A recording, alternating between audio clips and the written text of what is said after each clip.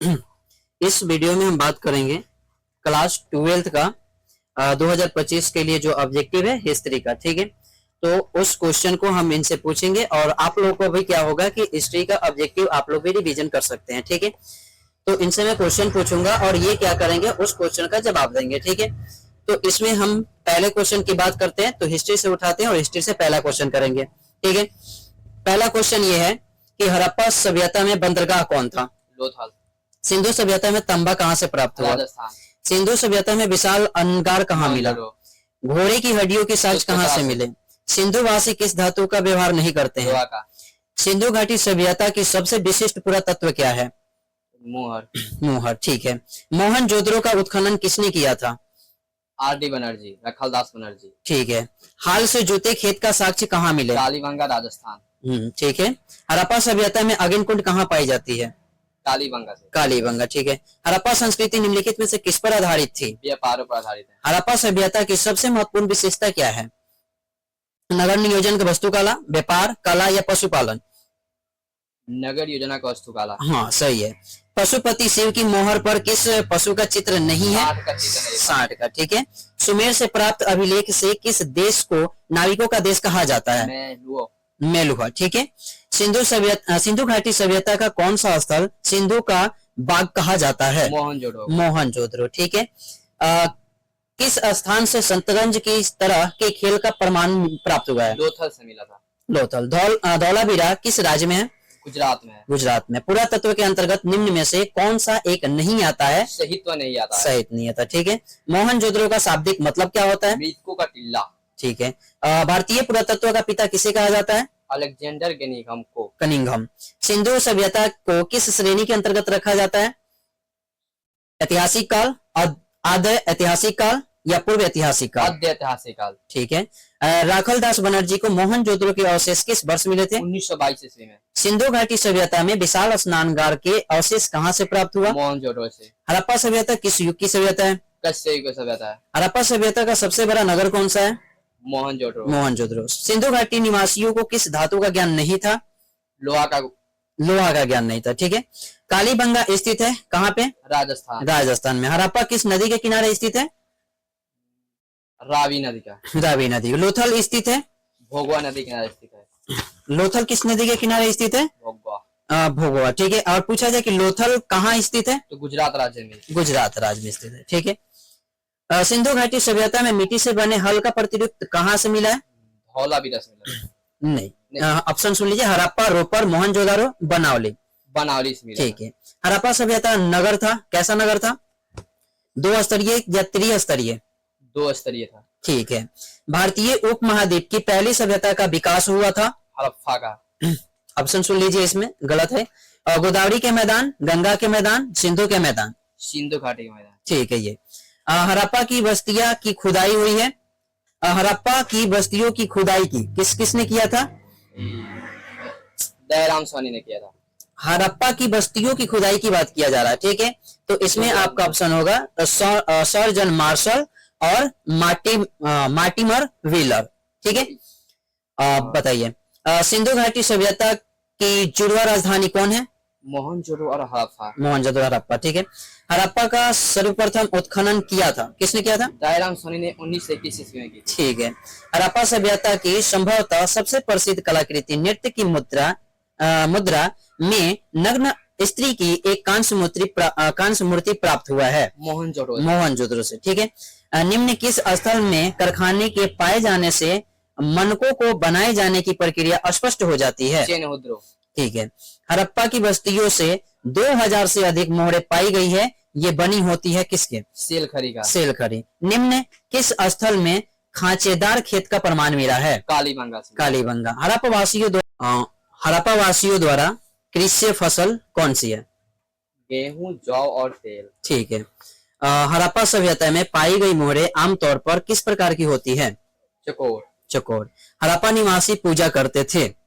पशुपति महादेव, नहीं, मातृ देवी का, ठीक है। उसके बाद बात किया जाए, हड़प्पा सभ्यता में शव साधारणतः किस दिशा में रखकर दफनाए जाते हैं?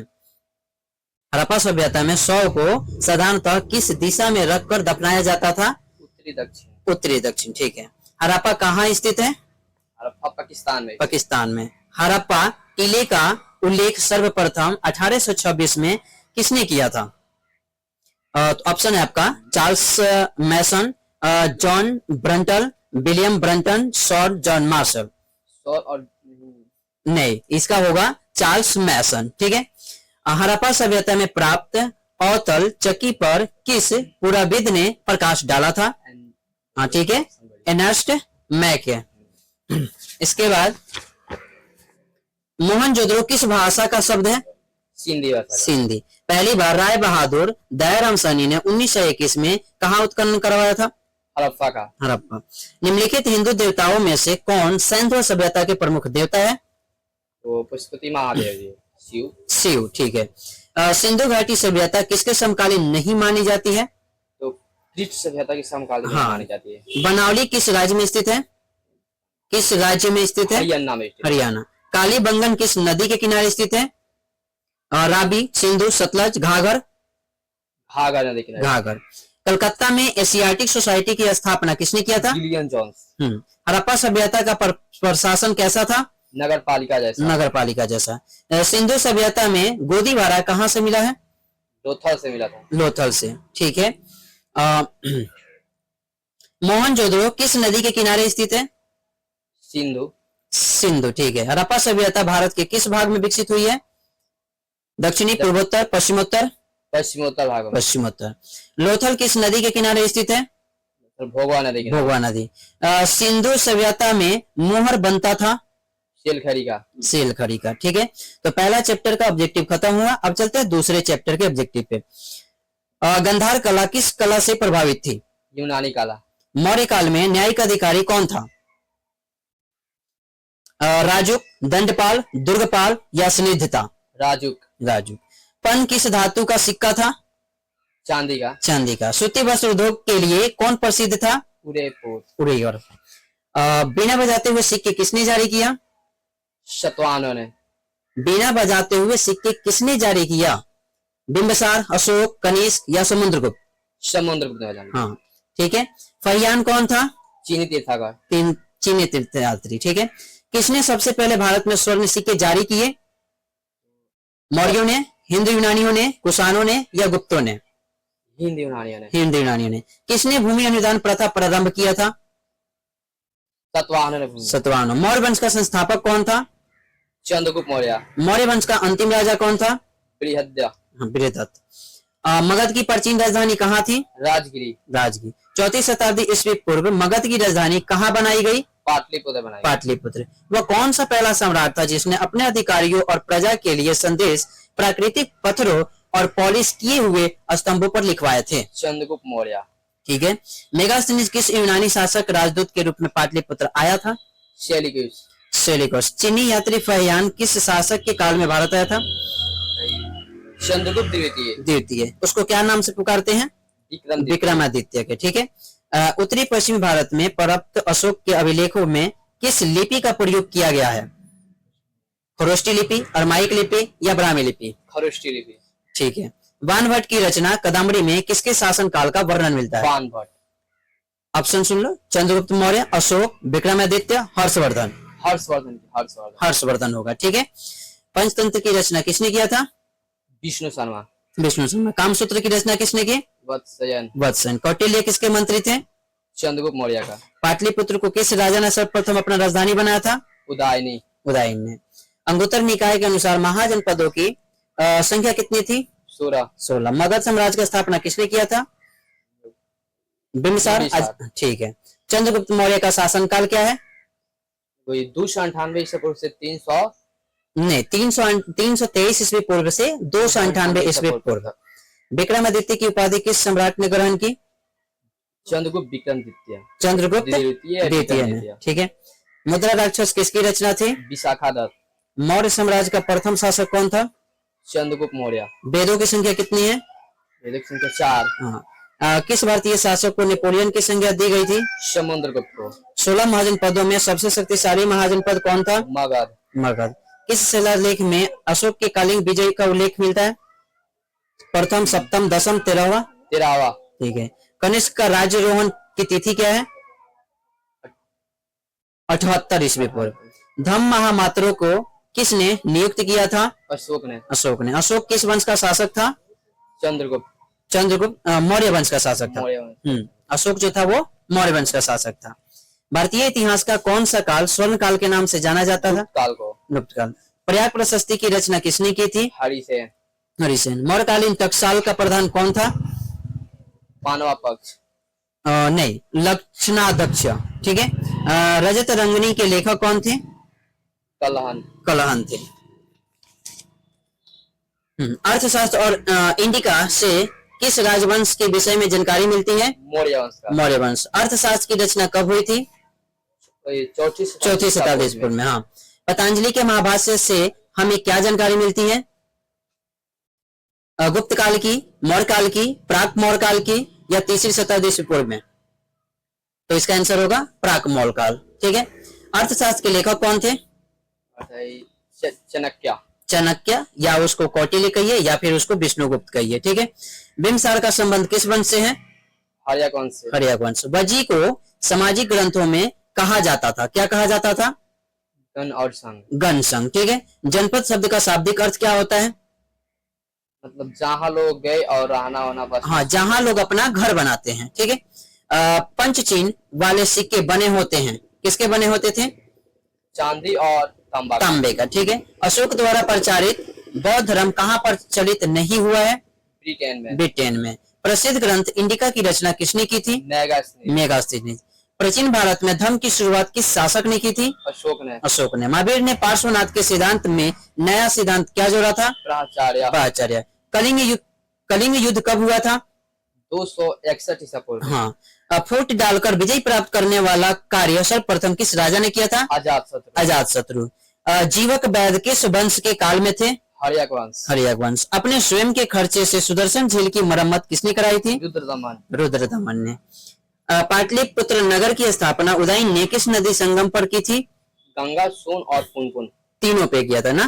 ठीक है। समस्त भारत ही नहीं, एशिया एवं यूरोप में सर्वप्रथम हुनों को परास्त करने का श्रेय किस शासक को दिया जाता है? स्कंदगुप्त को। यूरोप का समुद्रगुप्त किसे कहा जाता है? नेपोलियन को। किसके अभिलेख में भूमिदान का उल्लेख मिलता है? अशोक, समुद्रगुप्त, प्रभावती गुप्त। भूमि अनुदान से संबंधित प्रथम अभिलेखीय प्रमाण किसका है?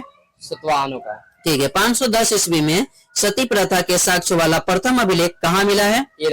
ईरान में। अशोक ने महेंद्र और संघमित्रा को बौद्ध धर्म के प्रचार के लिए कहाँ भेजा था? श्रीलंका। किस विद्वान ने मात्र अभिलेखों के आधार पर अशोक का इतिहास लिखने का सालाध्याय प्रयास किया? ऑप्शन बोलो। विसेंट स्मिथ, जेम्स प्लेसेंट, उसके बाद काशी प्रसाद जायसवाल और देवदत्त रामकृष्ण भंडारकर। ठीक है। मौर्य काल का निम्न में से कौन सा सर्वाधिक महत्वपूर्ण नमूना है? ऑप्शन है चैत्य, स्तूप, गुहा, वास्तुकला और स्तंभ होगा। ठीक है। गुप्तों के काल में कौन चीनी यात्री भारत आया था? कौन आया था? फयान था। मेगास्थनीज भारत में किसके दरबार में आया था? चंद्रगुप्त मौर्य का। समुद्रगुप्त की जानकारी होती है कहाँ से? मथुरा अभिलेख से या प्रयाग प्रशस्ति से? ठीक है। नवरत्न किस शासक के दरबार में रहते थे? चंद्रगुप्त विक्रमादित्य। ठीक है। अभिज्ञान शकुंतलम का रचनाकार कौन है? कालिदास। प्राचीन भारत में अभिलेख की शुरुआत किस शासक ने की थी? अशोक ने। किस शासक को प्रियदर्शी कहा जाता है? अशोक को। मेगास्थनीज ने अपनी यात्रा वृत्तांत में भारत के समाज को कितने वर्गों में विभाजित किया है? 7 वर्गों में। एलोरा में कैलाश मंदिर किस राजवंश ने निर्मित कराया था? राष्ट्रकूट। हाँ, राष्ट्रकूट। तक्षशिला विश्वविद्यालय कहाँ स्थित है? पाकिस्तान। धम्म की शुरुआत किसने किया था? अशोक ने। ठीक है। तो यहाँ पे 2 चैप्टर तक खत्म हो गया ऑब्जेक्टिव। अब चलते हैं तीसरे चैप्टर में। निम्न में से कौन सा विवाह अच्छा नहीं माना जाता है? असुर। उपनिषदों की संख्या कितनी है? 108। सर्वाधिक प्राचीन स्मृति ग्रंथ कौन है? सर्वाधिक प्राचीन स्मृति ग्रंथ कौन सी है? नारद स्मृति या मनुस्मृति।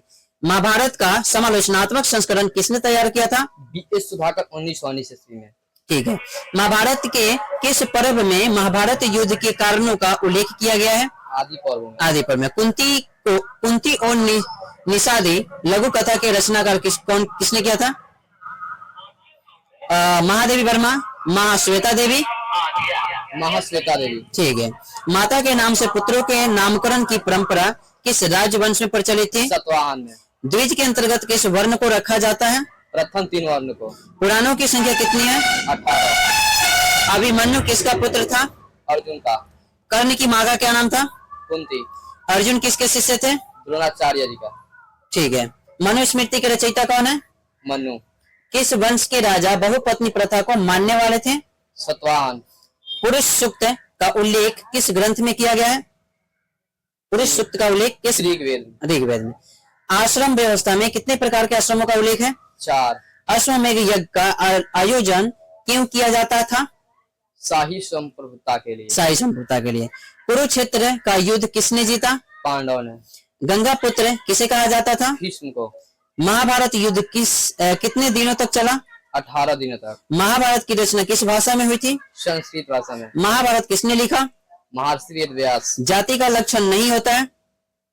साम्या। साम्या। भवन शब्द का प्रयोग अपने मूल शब्द में भारतीय यूनानियों के लिए किया जाता था, किंतु प्रथम सदी ईस्वी के आसपास इस शब्द का प्रयोग बिना किसी भेदभाव के किया जाने लगा। किसके लिए? ब्राह्मणों के लिए? विदेशियों के लिए। विदेशियों के लिए। किस काल में वर्ण व्यवस्था वंशानुगत जाति में परिवर्तित हो गई है? उत्तर वैदिक काल में या गुप्त काल में? उत्तर वैदिक काल में। गोत्र किसका सूचक होता है? प्रत्येक उपजातियों का। निम्न में से दक्कन में रहने वाले किस कबीलाई जातियों का वर्णन प्रारंभिक संस्कृत साहित्य विशेषकर महाकाव्य एवं पुराणों में हुआ है? आंध्र, पुलिंद, सवर या सभी? सभी।